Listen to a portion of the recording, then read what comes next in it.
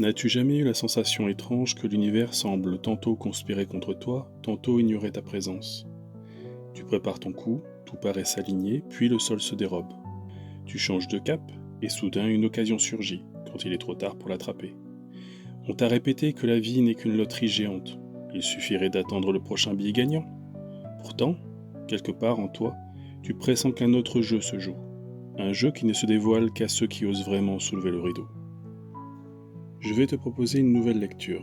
Ces coïncidences qui t'étonnent, rencontres clés, idées fulgurantes, synchronicité numérique, ne tombent pas du ciel. Elles fonctionnent comme des balises sur la route. Chacune teste ta réactivité.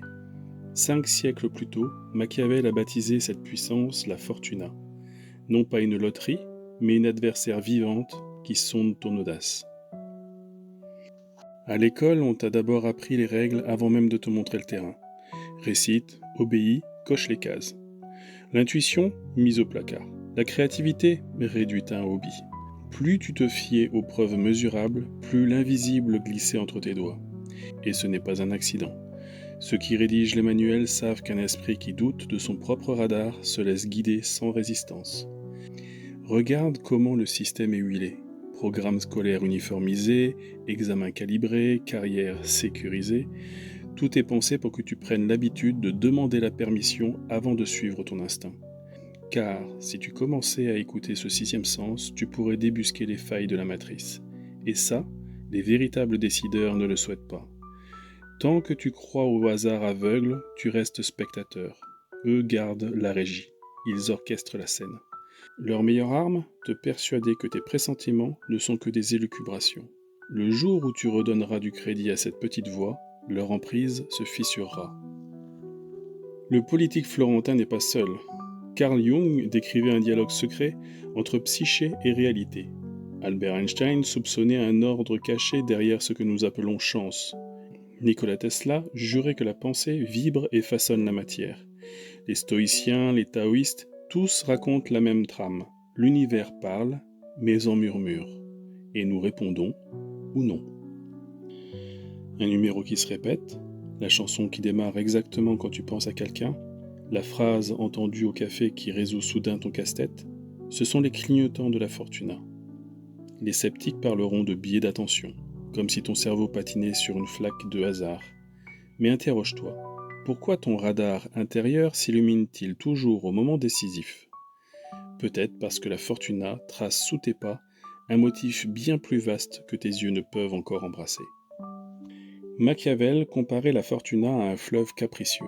Si tu n'élèves pas tes digues, la crue t'emporte. Si tu anticipes, tu canalises la force de l'eau vers tes moulins. Aujourd'hui, les neurosciences lui donnent raison. Ton système d'activation réticulaire filtre la réalité selon tes objectifs. Voir les indices ne suffit pas, il faut les transformer en propulsion. Sinon, la rivière passera, et toi avec. César Borgia convertissait chaque crise politique en tremplin. Steve Jobs transformait par hasard une rencontre d'ascenseur en partenariat décisif. Ces personnes ne priaient pas pour la chance. Elles la construisaient, brique après brique, parce qu'elles réagissaient avant que l'ouverture ne se referme. Leur secret ? Pas de don mystique, mais une vigilance militaire et une exécution immédiate. Imagine que tu marches dans une ville inconnue. Les panneaux sont là, mais écrits dans une langue que tu découvres à peine. La première étape, c'est d'affûter ton regard. Chaque fois qu'un moment te paraît trop synchro pour être banal, arrête-toi mentalement, comme si tu faisais une capture d'écran. Tu ressens un frisson ? Une phrase tombe à pic ? Fixe-la dans ta mémoire. Mieux encore, glisse-la dans un carnet ou sur ton téléphone avant qu'elle ne s'évapore. Plus tard, quand la journée se calme, reviens sur ces instantanés. Tu verras qu'ils forment petit à petit des constellations, le même numéro qui revient, le même nom qui surgit, le même thème qui insiste. Ce n'est pas un amas de poussière, c'est une carte. À ce stade, ne reste pas spectateur. Pose-toi aussitôt la question : quelle petite action puis-je tenter maintenant ? Une idée surgit ? Rédige l'esquisse dès ce soir. Une personne t'écrit ? Réponds avant que la nuit tombe. L'essentiel est la cadence. Plus tu réagis vite, plus la fortuna comprend que tu joues sérieusement et te sert de nouveaux coups d'avance. Lorsque tu nourris la peur, la fortuna reflète ce brouillard. les occasions se transforment en obstacles. A l'inverse, quand tu cultives la clarté et la détermination, elle éclaire ta route comme un phare. Les maîtres taoïstes parlent d'avancer en harmonie avec le courant. Machiavel dirait simplement que tes pensées donnent leurs ordres à la fortuna. Fais-en une pratique quotidienne. Au réveil, prononce à voix haute ou écris cette intention. Aujourd'hui, j'accueille les signaux de la fortuna et j'agis sans hésiter. Puis, garde cette phrase en filigrane. Chaque fois qu'une inquiétude surgit, recentre-toi sur elle. Plus tu entretiens cet état d'esprit, plus la fortuna t'envoie des clins d'œil. Un contact, une idée, un timing parfait, c'est un cercle vertueux. Pensée alignée, perception affinée, action rapide, et la fortuna devient ton allié visible. Je te propose un entraînement commando par un exercice de style. Pendant 2 semaines, commence chaque matin par ce pacte intérieur. Aujourd'hui, je reste à l'écoute des signes et j'agis. Garde cette promesse dans un coin de ta tête pendant que tu prends ton café. Au cours de la journée, considère le monde comme un escape game géant. Ta mission est de repérer au moins un indice, juste un, qui pourrait t'ouvrir une porte. Quand cet indice se manifeste, n'attends pas de meilleurs moments. Si c'est un message, réponds-y. Si c'est une idée, note-la et fais le premier pas concret. Si c'est une rencontre, propose quelque chose sur le champ. Le soir, avant de fermer les yeux, repasse le film. Quel signal ai-je saisi? Qu'est-ce que cela a déclenché? Puis, projette-toi sur le lendemain.